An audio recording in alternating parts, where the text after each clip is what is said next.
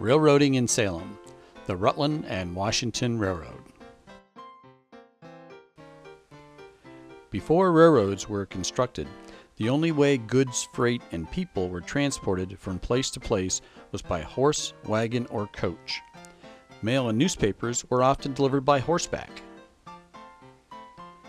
Some of Salem's prominent men pushed to establish a railroad through the village. They were the Honorable Bernard Blair, William Law Esquire, and the Honorable C.L. Allen. A charter for the Rutland and Washington Railroad Company was obtained around 1848-1849, and stock was sold to pay for the line. In 1850, George Vail of Troy sold 5 acres of land in the village of Salem for construction of the new train depot and railroad machine shops. Many of the railroad workers settled in the village of Salem, just north of the roundhouse. The locals called this area Irishtown since most of the workers were of Irish descent. Early locomotives needed service and repairs after traveling a short distance, so the Rutland and Washington Railroad decided to locate its headquarters in Salem, which was halfway between Rutland and Troy. The facility employed more than 200 men during peak operation. In 1850, construction of the Rutland and Washington Railroad began from Salem to Rutland, Vermont. In June 3rd of 1850, construction began on the Troy and Rutland Railroad Company tracks from Eagle Bridge to Salem, where it joined the Rutland and Washington Railroad Company line. The 60 miles of rails was completed in 1852 at a cost of nearly $1 million. At Eagle Bridge, the line connected the Troy and Boston Railroad Company tracks, and at Rutland, the line connected with the Rutland Railroad, which ran all the way to Montreal. In March of 1852, regular passenger service started between Rutland and Troy, with the leasing of the line from Salem to Eagle Bridge to the Rutland and Washington Railroad. Rail stations were built in Salem, Shushan, Cambridge, West Rupert, and Rupert in 1852. Here you see 2 different angles of the original Salem station, and then a view of the station in Shushan. The roundhouse in Salem had 13 stalls and a huge turntable which serviced engines for many years. The facility in Salem also constructed wooden gondola and boxcars to carry the railroad's goods. Boxcars could carry a load of 25 tons and were 33 feet long. Gondola cars were made to carry bulk loads. The cars had a trap door that could be opened to allow for rapid unloading. Locomotives were also maintained, repaired, and rebuilt at the facility. Engineers would try to have their locomotives repaired at Salem because of good work done there. The threat of fire was always a problem, so in 1875 the village of Salem purchased a steam fire engine and hose cart. The Osama Steamer Fire Company was organized, Osama being a Native American word for White Creek.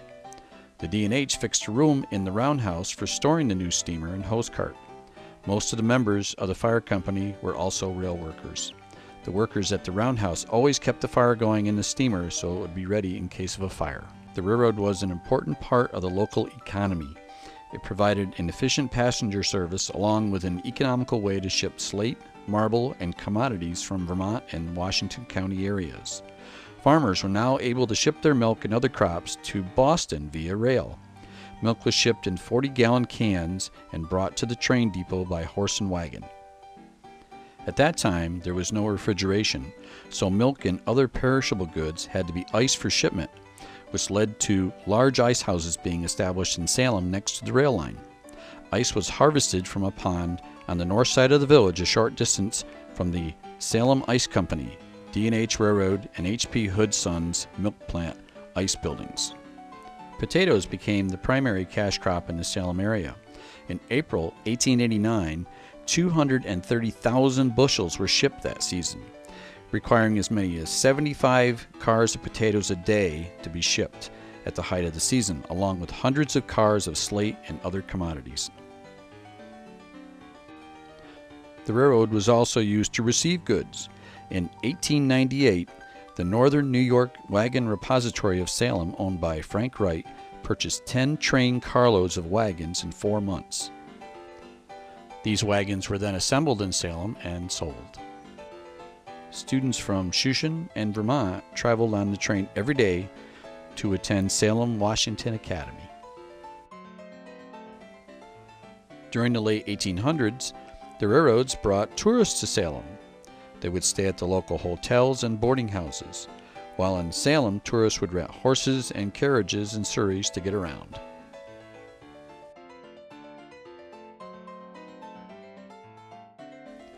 In 1867, Delaware and Hudson Canal Company gained title to the Troy-Salem-Rutland Railroad property.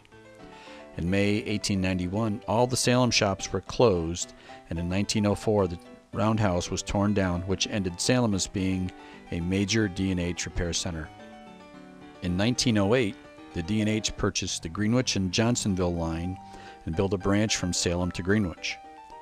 In April 1909, a new passenger depot arrived in sections by train in Salem to replace the original 1852 freight depot.